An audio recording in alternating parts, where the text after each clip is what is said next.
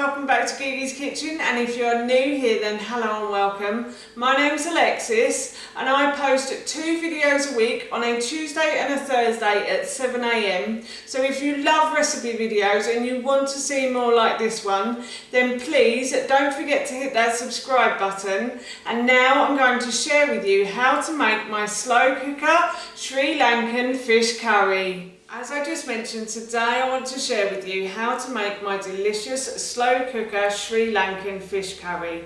Now this recipe is really easy to do and it's also really tasty as well. It's a really fragrant curry, I have to say. It's not too spicy, but it is very fragrant. And my son and I absolutely love fish, so this is a perfect dish for us. My husband isn't so keen, but he doesn't mind it in a curry.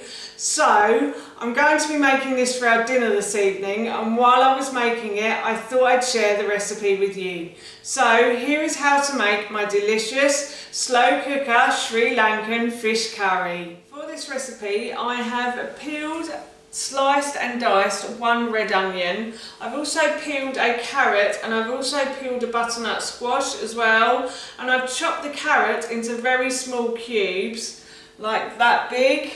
My carrots weren't very big, so what I did was I sliced it lengthways and then I quartered it and then I just sliced the carrot. So I got very tiny, like triangle shape carrot. And then I also sliced the butternut squash as well. And I'm going to put these ingredients into my slow cooker now. So I'm just going to put the red onion in, like so, and I've also got the carrot that's going to go in and the butternut squash as well. And then I'm also going to add in some cardamom pods. Now cardamom pods are the thing that gives this the fragrance. They are tiny little pods like that, but they have seeds inside of them. So to get the seeds out, I'm just going to crack them in between my teeth like so, and then I'm just going to put the seeds into the curry. Now if you wanted to, you could put the whole cardamom pod in, but obviously I'm serving this to my son, so I don't want anything to put him off the meal. So that's why I'm taking the seeds out. And the seeds will get warm and disintegrate in the meal as well. They'll sort of they'll mix in with the meal, so he hopefully won't notice them.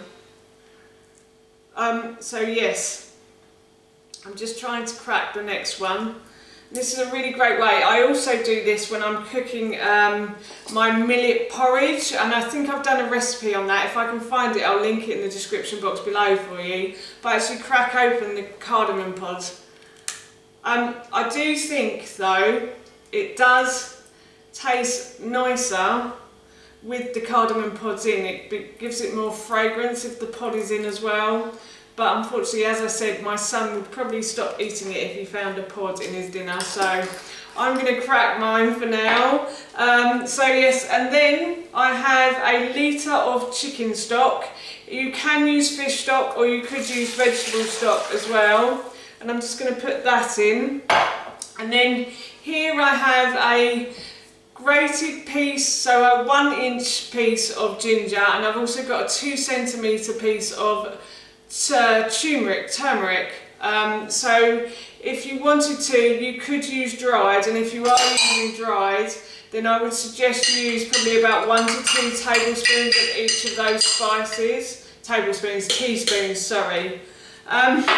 I'll get my words out at some point today. And then I'm going to be using a teaspoon of mild chili powder as well, so I'm just going to put that in.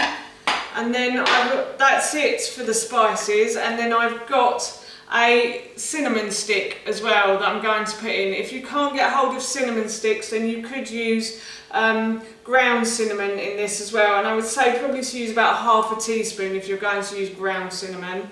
And then finally, all I'm going to do is add my coconut cream to this as well. So I'm going to add about 100 ml of coconut cream, so about half of this packet.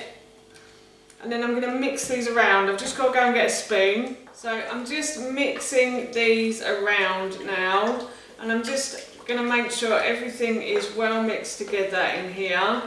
And then I'm going to put my lid on, and and I'm going to cook this for probably about 6 hours on low, or you can put it on for 3 hours on high, and then at the end of the cooking process I'll show you what I'm going to do with the fish. So I've just remembered that I've forgotten to add a little bit of salt and pepper to this meal as well. So I'm just going to sprinkle in some pepper, and I'm also going to put a pinch of salt or two in as well. And then, as you can see, I've plugged it in at the wall and I've turned it on, so I'm just going to put the lid back on and I'm going to leave this to cook now. The basis for my fish curry has been cooking away for about 6 hours now. So what I'm going to do is I'm going to add in my fish. So I've got about 500 grams of basa. I've never tried this with salmon or any other fish, but cod I think would be alright. I'm not too sure about salmon in this though. So yeah, I've got about 500 grams of basa that I'm just going to add in. And I'm going to put the lid back on and let this cook now.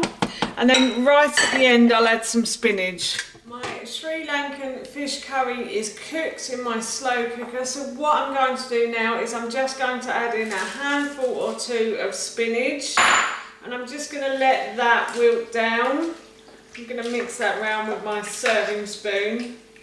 And this smells absolutely delicious. I cannot wait to eat this, but first I have to serve myself some into a bowl. So I'm just going to put some in a bowl like that. Oh, I'm going to get a bit more fish actually. And I've also made some rice to go with this. I've done brown rice, but you can do any sort of rice you like.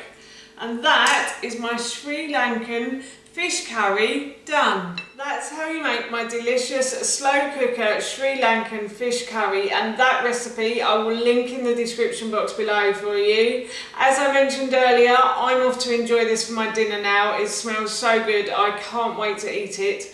So for now, that's it from me. Thank you so much for watching. Please feel free to give me a big thumbs up if you enjoyed this video. And please feel free to leave any comments below. And please don't forget to hit that subscribe button. See you all soon.